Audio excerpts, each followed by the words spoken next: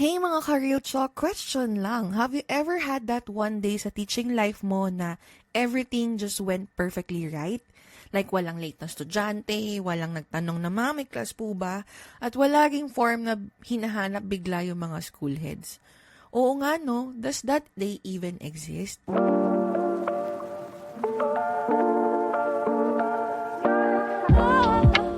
Welcome back to the Real Talk podcast where there are no erasers, just real talk.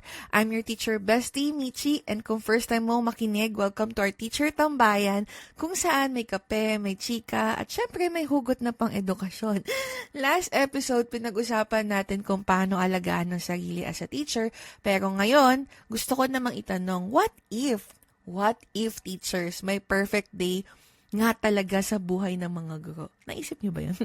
So today, let's dream a little or laugh a lot maybe as we imagine the perfect day in a teacher's life. Ready ka na ba? Tara, sabay tayong mangarap today. Okay, let's break it down. I'll give you 6 scenarios of what a perfect day for a teacher might look like. Kung saan lahat ng imposible biglang naging posible. Tara. So scenario number 1, you actually wake up early and energized. Alam mo yun, yung parang rare moment na nagising ka before the alarm clock. Yung parang inunahan mo na yung pag-alarm. Hindi dahil may earthquake or like loud tricycle sa labas ng bahay nyo. Pero dahil well-rested ka talaga, like na-reach ng body mo yung full charge niya. Nagising ka ng maaga, may oras ka magkape, kumain ng hot pandesal, at hindi mo kailangan magmadali sa CR kasi may mainit na tubig pa.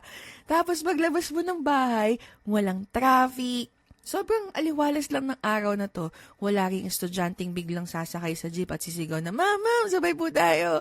Or like, pagbaba mo ng jeep or trike, hindi ka din naman nagmamadali at ninanamnam mo lang yung kapayapaan ng kapaligiran. Diba? Ang sarap sa feeling nun. Ang sarap na tahimik lang lahat at ready ka lang. Sobrang saya lang ng feeling ng paggising mo ngayong umagang ito. Pero teka lang, reality check lang talaga, no? Bihira yan mangyari. Pero nangyayari din naman. Kaya kung mangyari man, i-mark mo na yan sa calendar mo, girl. Kasi why not? I think we need those things like put into writing the good things that we have para there's something we can look back to kapag siguro nalulungkot na tayo, nadadown na tayo. We'll be like grateful for the small things. Ngayon, dahil maaga ka nang nakarating sa school, eto na ang next perfect moment. Scenario number 2. Your class is very attentive and actually listening. Like, lahat ng klase mo, kung 6 loads yan, lahat sila nakikinig sa'yo. Diba? Miracle of the century yun, ma'am, sir. Walang nagsiselfone sa likod, walang nagdo-drawing na anime sa notebook, lahat nakikinig na parang TED Talk yung klase mo. Lupit na, di ba? Ma'am, ang ganda ng klase, ang ganda ng lesson nyo. Sabi pa nung estudyante mo nang go sa'yo sa attendance, di ba? At sa unang pagkakataon, naramdaman mong may impact talaga yung effort mo. Di ba parang ramdam mo ba yun? Pero syempre, habang nasa dulo ng pangarap na yan, biglang, ma'am, get 1/4 na po ba? Mag-start na po ba yung quiz? So, parang, okay, start na tayo ulit. Sa routinary natin ginagawa sa klase. Pero sige guys, perfect day pa rin to. Kaya, let's continue imagining. Kasi next up, may plot twist na feeling ko masisiyahan ng lahat. Scenario number 3. The principal or like the school head or coordinators like smiles at you and says nothing. Alam mo yun, imagine niyo na lang naglalakad kayo, no? Tapos nagkasalubong kayo ng school head niyo. Tapos binati mo, tapos bumati din siya. Or kaya nagkakitaan kayo ng mata, eye to eye, tapos nakangiti lang. Pero ang ganda lang ng mood ni ma'am, ni sir.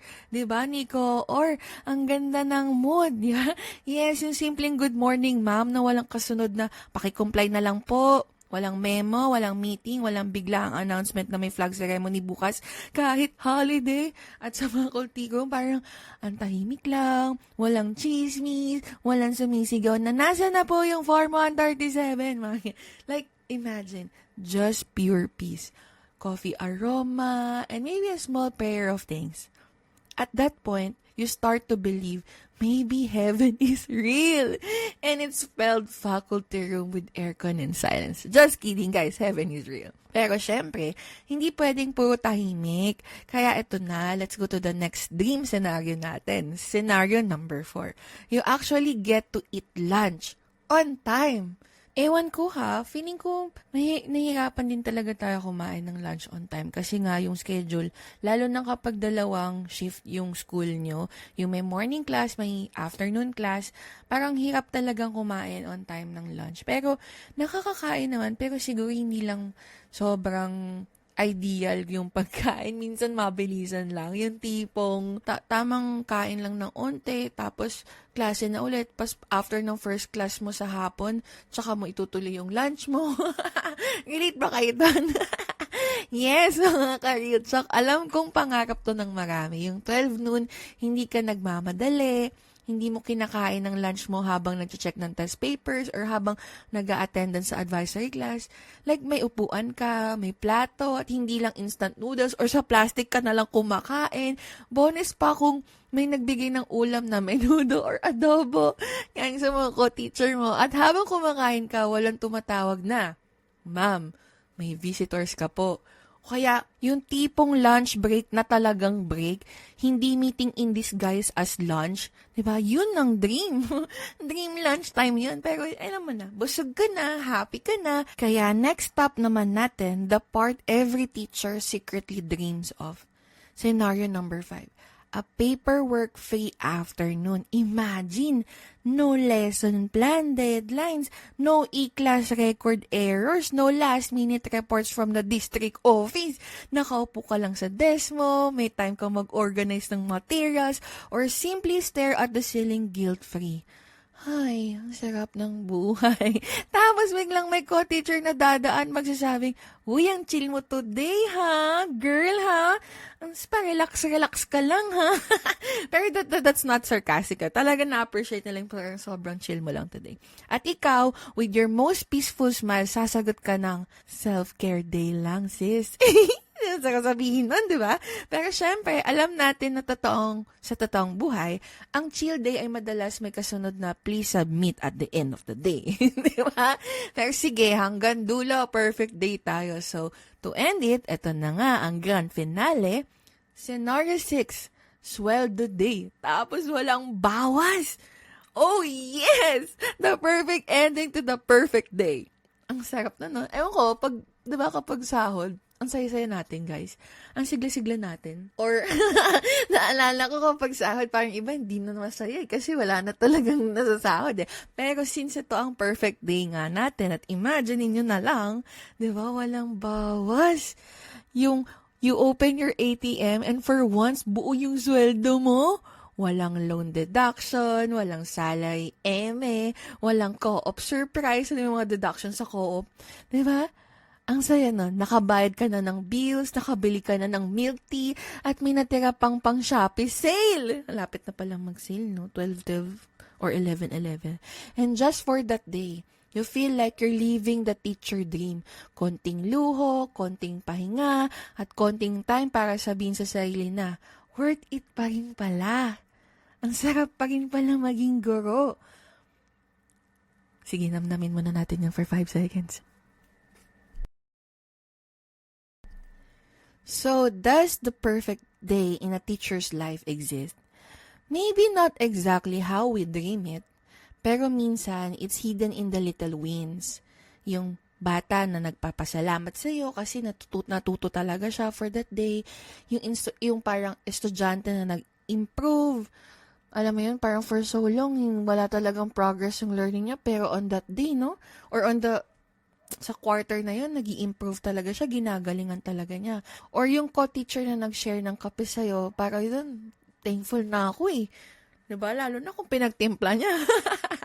Maybe, perfection isn't about everything going right. It's about finding joy even when things go wrong. Tama ba, teachers? Agree ba kayo dun? Kasi kahit chaotic na, kahit toxic minsan, we still show up. Saludo talaga ako sa mga teachers na ganun. Yung kinakaya pa rin talaga everyday may tawid atong school year na to. We always show up. And that, mga ka-real talk, is what make teachers extraordinary.